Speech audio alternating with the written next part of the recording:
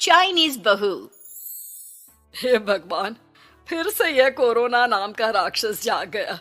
इस बार तो ड्रैगन के मुंह से मौत बरस रही है। सही बोल रही है माँ जी। मुझे तो अब शर्म ही आती है कि मैं चाइना से हूँ। न जाने क्या क्या खाती हैं, कैसी कैसी बीमारी फैलाती हैं। अरे बहू, लेकिन वहीं से तो तू भी आई है ना मेरी लाडो। तू तो अंडा भी नहीं खाती। माँ जी, अच्छा खासा सब ठीक हो गया था, लेकिन पता नहीं कैसे ये फिर निकल कर आ गया। काश चाइना वालों को थोड़ी सी और अकल होती तो आज हम लोगों से अपने यूं जुदा ना हो रहे होते। कोरोना की नई लहर से देश में हो रही मौतों और घर में बंद रहने के कारण हमारी चाइनीज बहू बहुत दुखी होती है। उसे लगता है कि भारत में जो कुछ भी हो रहा है वो उसी के कारण हो रहा है। अब हमारी चाइनीज बहू परेशान सी रहने लगी। अरे क्या बात है मेरी चाइनीज गुड़िया, आज तू एक्सरसाइज नहीं करेगी? अरे ना तो तूने जूस पिया है। क्या हो गया लाडो? कुछ नहीं मम्मी जी, बस अच्छा नहीं लग रहा। लोग मर रहे हैं और मैं जूस पीऊं। माँ जी, चाइना से आई ये महामारी और मैं भी तो चाइना से ही आई ना। अरे अरे बेटा, ऐसा ना सोच। सास पूरी कोशिश करती कि वो चाइनीज बहू को समझाए कि इस बीमारी के लिए वो खुद को दोषी ना समझे, लेकिन माँ जी, मैं आज खाना नहीं खाऊंगी। अब सबका खाना बना दिया है। मैं कमरे में जा रही हूँ, प्लीज डिस्टर्ब मत करना। सास ने अपनी हंसती खेलती बहू का ये रूप तो कभी देखा नहीं था, लेकिन करती भी तो क्या। अगले दिन सुबह सुबह, अरे ये पूरे घर से स्वादिष्ट खाने की महक आ रही है। ये कौन है जो चाय बनने के वक्त लंच बनाकर तैयार कर रहा है? वो किचन में आती है जहाँ चाइनीज बहू ने शुद्ध वैष्णव खाना तैयार कर रखा था। अरे बहू, सोई नहीं क्या जो इस वक्त इतने प्रकार का खाना बना लिया? हाँ माँ जी, क्या करे, जब दिल में बोझ हो तो नींद नहीं आती। तभी तो मैंने सोचा मैं गरीब और जरूरतमंद लोगों को खाना पहुँचा दूंगी। वो ढेर सारा खाना रोज बनाती और गरीब और बेसहारा लोगों में बांटती। क्या कर रही है बहू? कितने दिनों से देख रही हूँ तू अच्छे से सोती भी नहीं है। क्यों कर रही है लाडो? क्या करूं माँ जी, मेरे देश के लोग जीवन की लड़ाई लड़ रहे हैं और मैं सो जाऊं, मुझसे नहीं होता। एक दिन चाइनीज बहू पीपीटी किट पहनकर खड़ी होती है। अरे ये क्या बेटा, खाना देने जा रही है या लड़ाई लड़ने? माँ जी, मैं कुछ दिनों के लिए घर नहीं आऊंगी। मैंने सोचा है कि मैं घर से बाहर रहकर कोरोना के मरीजों की देखभाल करूंगी। ओ प्लीज प्लीज आप मुझे रोकना नहीं। नहीं नहीं बहू, ये तो तूने बहुत ही नेक काम सोचा है।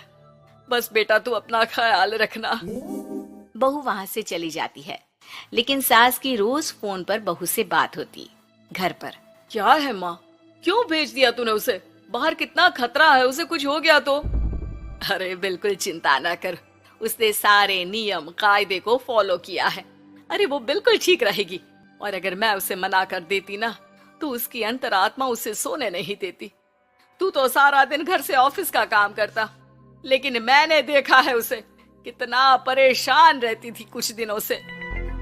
हाँ वो भी है। उधर चाइनीज बहू लोगों का खूब ख्याल रखती, उन लोगों तक खाना पहुंचाती, उनके बच्चों की देखभाल करती। एक दिन बहू अपनी सोशल साइट देख रही थी तो उसे दिखता है कि एक आदमी ने बच्चों की देखभाल के लिए पोस्ट डाली है। बहू उसे फोन करती है। मैं आपकी कोई मदद कर सकती हूँ, प्लीज बताओ। दूसरी तरफ से आवाज आती है। मैं और मेरी बीवी दोनों ही कोरोना से पीड़ित हैं। हम लोगों के बच्चों को देखने के लिए कोई नहीं है, प्लीज हमारी मदद करो। हाँ बिल्कुल, आप परेशान ना हो, मैं आ रही हूँ, मुझे आपका एड्रेस बताओ। वो आदमी बहू को पता लिखवाता है। वहाँ वो पहुँच जाती है। ओह, ये किसे बुला लिया आपने? ये तो चाइनीज है, इसी के कारण तो हम लोगों का देश इस परेशानी से जूझ रहा है। अरे पर ये तो हिंदी में बात कर रही थी। तभी बीवी की ऑक्सीजन लेवल गिरने लगती है। ये क्या हो रहा है? आप टेंशन क्यों ले रहे हैं? जल्दी से इन्हें अस्पताल लेकर जाइए। रुकिए, मैं आपको एक अस्पताल में बेड भी दिला देती हूँ। वो मेरे अंकल का अस्पताल है।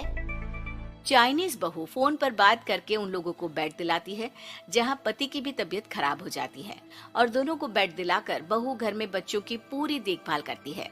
सास का बहू पर फोन आता है। अरे मेरी चाइनीज गुड़िया, कैसी है रे तू? अरे माँ, पीछे की गली में ही हूँ मैं। वो खालिया लोग है ना, उन दोनों हस्बैंड वाइफ को कोरोना हो गया था। मैंने उन लोगों को श्रीवास्तव अंकल के अस्पताल में भर्ती करवा दिया है और अब मैं माँ जी उन दोनों बच्चों का ख्याल रख रही हूँ। अरे जीती रहे बेटा, कोई जरूरत हो तो बता देना। नहीं नहीं माँ जी, सब कंट्रोल में है। बस इन बच्चों के माँ बाप ठीक होकर घर आ जाए। अच्छा माँ, इन लोगों के घर का फोन बज रहा है, मैं आपको थोड़ी देर बाद कॉल करती हूँ। लैंडलाइन में घर के मालिक का फोन था। हम लोगों की जिंदगी का कोई भरोसा नहीं है। यहाँ इलाज महंगा है और हम लोगों के पास पैसे नहीं है। जितना इलाज हो सकेगा उतना ही होगा। हमारे बाद प्लीज आप हमारे बच्चों को संभाल लेना। नहीं नहीं, ऐसे मत बोलिए, मैं अस्पताल वालों से बात करती हूँ। बहू अपनी बैंक से अस्पताल वालों को पैसे दे देती है और फोन पर कहती है, हनी आप लोगों के अकाउंट में पैसे डाल दिए हैं। इन दोनों का अच्छे से इलाज होना चाहिए।